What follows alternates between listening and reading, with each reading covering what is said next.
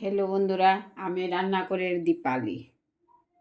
বড়োদেরকে প্রণাম, ছোটোদেরকে বুক ভরা ভালোবাসা। এই যে দেখুন, লোকাল ফুলকপি শেষ হয়ে যাচ্ছে, তাই ভাবলাম মাছ দিয়ে আরও একটা রেসিপি করে আপনাদেরকে দেখাই। এই যে গরম জলে ভাপ দিয়ে নিয়ে এসেছি ফুলকপি আর আলু।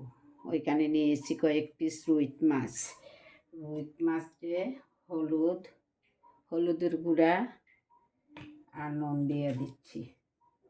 এই যে দেখুন, ভেজে নেব। কড়াই কিন্তু কড়াই বসিয়ে রেখেছি, গরম হয়ে আঁচটা বাড়িয়ে দিলাম, অল্প তেল দিয়ে দিলাম। কড়াইটা তো একদম নতুন, তার জন্য নুনের ছিটা দিয়ে দিচ্ছি যাতে কড়াইয়ের নিচে মাছটা না লাগে।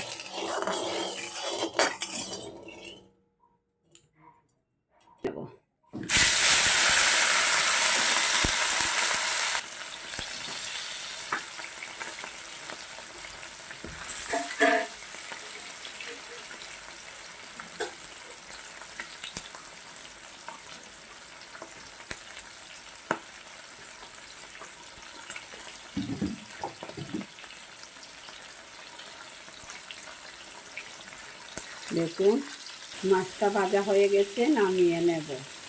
মাছ ভাজা হয়ে গেছে, নামিয়ে নিয়েছি। দেখুন, কড়াইয়ের মধ্যে যে মাছ ভাজা করে যে তেলটা ছিল, ওইটার মধ্যে কী কী দিচ্ছি। এই যে দারচিনি দিচ্ছি, ফুলকপি তো যেহেতু।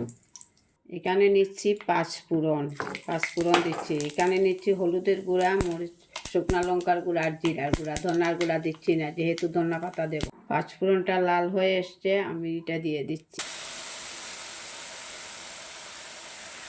মশলা থেকে তেল ছাড়ছে, মানে মশলাটা পুরোপুরি ভাজা হয়ে গেছে। এবারে এই যে ফুলকপি আলু না ভেজেই দিয়ে দেব। ভালো করে এখানে মশলার সঙ্গে ভেজে নেব। ভেজে নেব। এবারে স্বাদ মতো নুন দিচ্ছি, পরিমাণ মতো। মশলার সঙ্গে ফুলকপি আলুটা ভালো করে ভেজে নিচ্ছি। ফুলকপিটা আমি খুব ভালোবাসি, আমার প্রিয় সবজি। আমার ছেলে আলু ভালোবাসে, তাই আপনারা ভাববেন এত ফুলকপি কম আর আলুটা একটু বেশি দিয়েছে কেন, দিদি ওই ছেলে খাবে বলে দিয়েছে। ফুলকপি আলু দেখুন ভালো করে ভেজে নিয়েছি, এবং ঝুলটা দিয়ে দেব। কুসুম গরম জল গরম করে রেখেছি, তাই দিয়ে দিচ্ছি। এই যে হয়ে আসছে, এবারে মাছগুলা দিয়ে দেব। সঙ্গে দিচ্ছি ধনে পাতা, একসঙ্গে দিয়ে দেব। একটা কাঁচা লঙ্কাও দিচ্ছি। হয়ে আসছে, নামিয়ে নেব। দেখুন, এই যে নামানোর জন্য একটা বল নিলাম।